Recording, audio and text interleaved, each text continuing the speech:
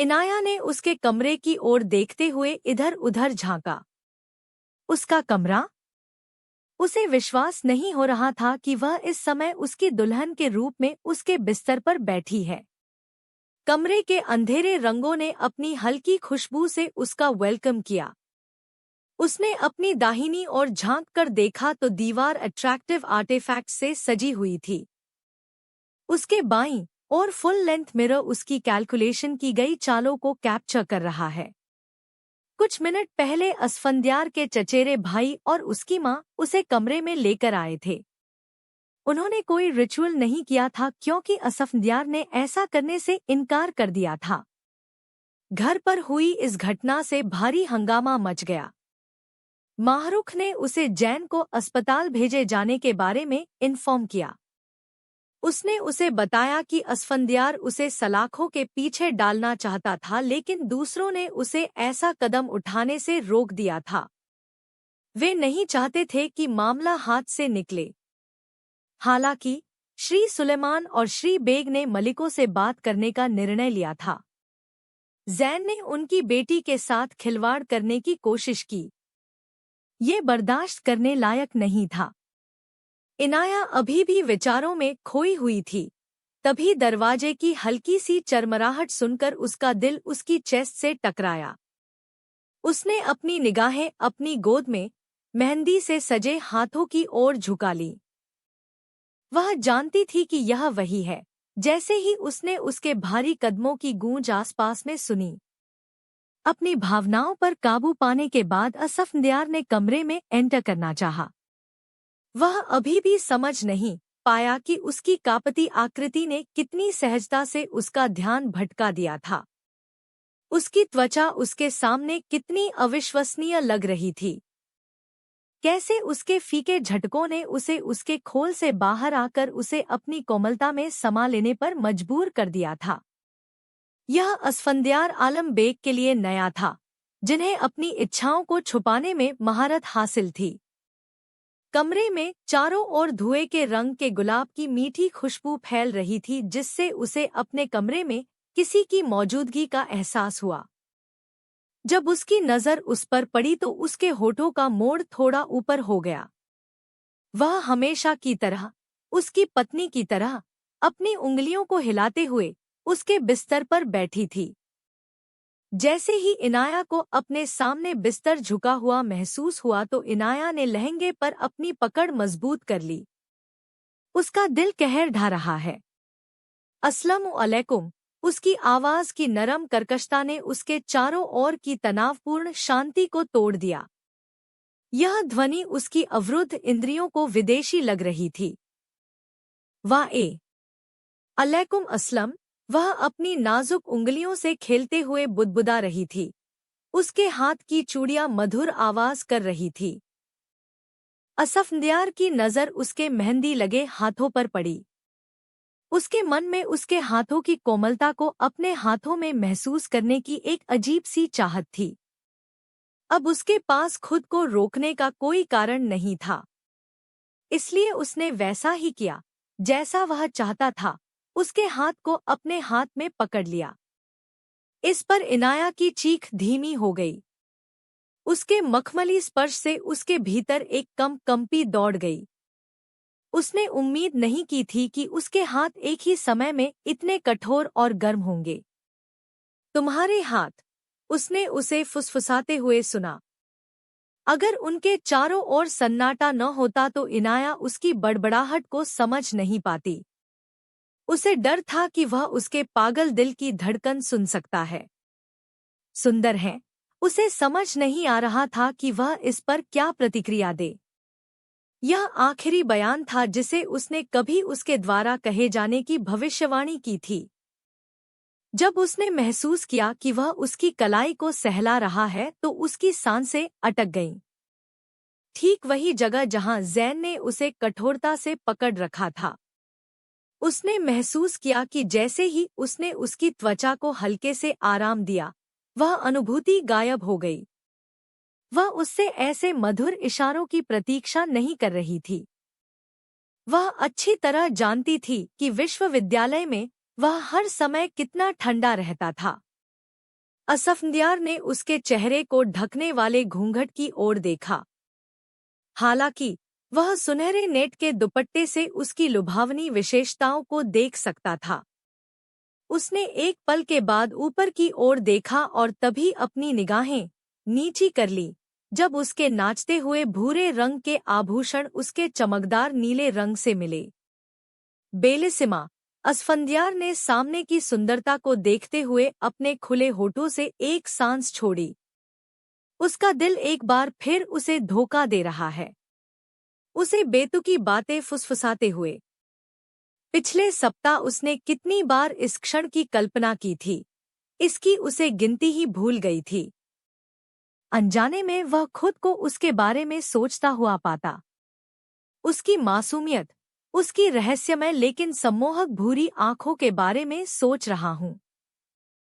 अपनी आंखें खोलो, वह बड़बड़ाया। उसका दिल उसके गहरे भूरे समुद्र के आकर्षण में खो जाना चाहता था। समुद्र जो उसके दिल को छू गया। जब इनाया ने अपनी पलकें कस ली, जब उसे अपने गालों के ठीक ऊपर उसका नरम दुलार महसूस हुआ, उसकी गर्म उंगलियों की नोकें उसकी त्वचा को नाजुक ढंग से सहला रही थी। हयाती, अपनी आंखें खोलो। उसे नहीं पता था कि उसने उसे ऐसा क्यों कहा। हयाती, उनके दादाजी अपनी पत्नी को यही कहते थे। हयाती, उसे यही बुलाने का मन हुआ। हयाती, उसकी हयाती।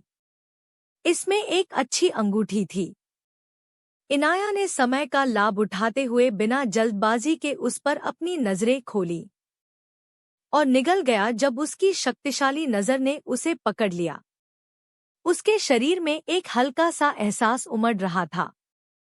उसने अपनी पोशाक पकड़ रखी थी और उसकी कुशल उंगलियां उसके जबड़े पर घूम रही थी। उसकी खुली हुई फांकें उसे स्थिर कर रही थी। तुमने मेरे साथ क्या किया? यह सवाल नहीं था। अब उसे कुछ पता नहीं था। क्या ये आकर्षण था या कुछ और? उसे समझने की जरूरत नहीं थी। उस पल वह केवल यही जानता था कि उसके सामने वाली लड़की ही वह कारण थी जिसके कारण उसका दिल तेजी से दौड़ रहा था। तुम थकी हुई लग रही हो, जाओ और कपड़े बदल लो, उसने जोर देकर कहा। पीछे हट गया, अपने विचारों पर विराम लगाते हुए। अन्यथा चीजें उस तरह से नहीं होने वाली थी जैसी उसने योजना बनाई थी। जैसे ही वह दूर हुआ, इनाया ने अपनी नाक की नोक को सहलाते हुए पलकें झपकाईं। उसने देखा था कि वह कभी कभार ऐसा करता था। वह अपने पास उसकी गर्मी, खट्टे कस्तूरी की मधोश कर देने वाली फुसफुसाहट को याद करते हुए अश्रव्य रूप से आह भरती रही। वह उसे देखने के लिए ऊपर उठी। उसके बाल सुंदर बिखरे हुए थे, कुछ लटें उसके माथे पर गिर रही थी। उसकी दृष्टि चमक उठी। बकवास। जब उसकी नजर उसके जबड़े पर पड़ी तो वह चौंक गई। एक ताजा चोट चमक रही थी। उसके निचले होंठ पर एक कट था, लेकिन उसका चेहरा पहले से ही सख्त हो गया था। उसके चेहरे की गंभीर अभिव्यक्ति उसे सोचने पर मजबूर कर रही थी कि क्या यह वही व्यक्ति है जिसने कुछ घंटे पहले उसे अपने आलिंगन में लिया था। उसकी कमर पर उसकी मजबूत पकड़, उसकी कनपटी पर उसकी अंतरंग सांसों के बारे में सोचकर उसकी रीढ़ में सिहरन दौड़ गई। वह स्थान अभी भी जला हुआ है। आपको। जब उसने उसकी ओर देखा तो वह रुक गई। उसकी निगाहें नरम हो गईं और उसे बोलने के लिए प्रोत्साहित किया। आपको चोट लगी है। उसने उसके घाव की जांच करने के लिए अपना छोटा हाथ बढ़ाया, लेकिन आसपास के लोगों के आने पर वह रुक गई। ये कोई सपना नहीं था। उसे खुद को याद दिलाना पड़ा, लेकिन इससे पहले कि वह अपना हाथ हटा पाती असफंदियार ने उसे पकड़ लिया, जिससे इनाया की चीख दब गई। जब वह उसका हाथ अपने दुखते जबड़े पर ले गया तो वह मुग्ध होकर देखती रही। जब इनाया की उंगलियों ने उसके ठूंठ को छुआ तो इनाया के होठों से एक हल्की सी सांस निकल गई।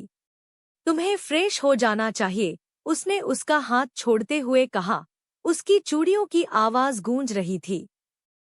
एक ध्वनि उनके अतालतापूर्ण दिल की धड़कन को बढ़ा रही है। जब वह बिस्तर से खड़ा हुआ तो वह देखती रही। आपको अपने घाव का इलाज करना चाहिए। इनाया ने अपने निचले होंठ पर नजर डालते हुए बुदबुदाया। खून सूख गया था। वह नहीं जानती थी कि उसमें इतना साहस कहाँ से आ गया था, लेकिन इससे पहले कि वह कुछ सोच पाती, उसने खुद को उसके सामने खड़ा पाया। उसकी गंभीरता का आकलन कर रही थी। असफंदियार की आंखें उसके चमकदार रूप पर फिर से चमक उठीं। फर्स्ट एड के किट कहाँ है? उसने झिझकते हुए पूछा। उम्मीद थी कि उसे कोई आपत्ति नहीं होगी या वह करेगा। हालांकि वह उसकी पत्नी थी। यह विचार आते ही उसके चेहरे पर एक उदासी फैल गई। वह श्रीमती असफंदियार आलम बेग थी। फर्स्ट एड किट, उसने उसे खोया हुआ पाकर दोहराया। उसकी तीखी नजर उसे घबरा रही थी। जब उसने अपने नाइटस्टैंड की दूसरी दराज की ओर इशारा किया तो उसने उसके हाथ का पीछा किया और जब उसने उसे वहां पाया तो उसने राहत की सांस ली।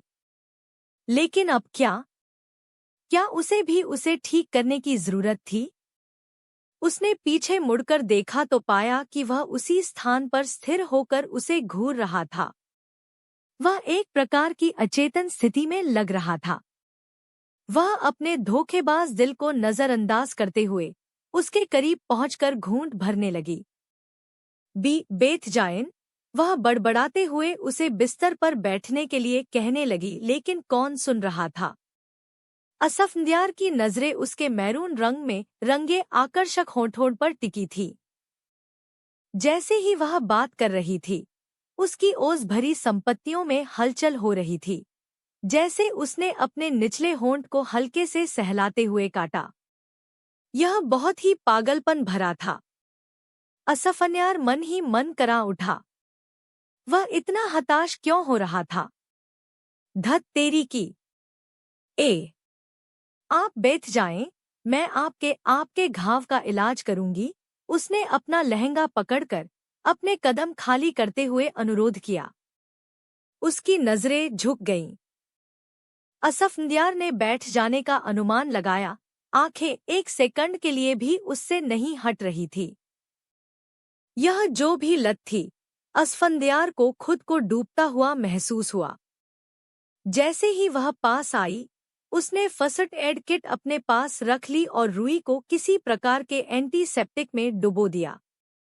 उसकी सम्मोहक आंखें उसकी चोट पर रुक गईं। उसके छोटे माथे पर एक भ्रूभंग विकसित हो गया। असफन्यार ने खुद को मुस्कुराहट दबाते हुए पाया। वह मनमोहक थी। क्या दर्द होता है? उसने पूछा। होना? क्या इससे दर्द होता है? उसने रुई को उसके कटे हुए होंठ पर हल्के से छूते हुए बुदबुदाया। उसकी कोमल सांसों को अपने हाथ पर महसूस करते हुए उसके अंदर एक कंपी दौड़ रही है। हाँ, उसने आंखें बंद करके फुसफुसाया। उसकी सांसें अटकती हुई महसूस हुईं। वह बहुत सुंदर था, बहुत सज्जनतापूर्ण सुंदर। उसने अपना दिमाग बर्बाद करने का श्राप दिया और एक बार फिर रुई उसके होठों पर लगा दी, जिससे उसे हल्की सी फुसफुसाहट महसूस हुई। आई एम सॉरी करता है। वह हकलाते हुए पीछे हट गई, लेकिन जब उसने उसे अपने पास खींचा तो वह हांफने लगी, जिससे वह उसकी गोद में गिर गई। उसने सहजता से अपनी आंखें बंद कर लीं।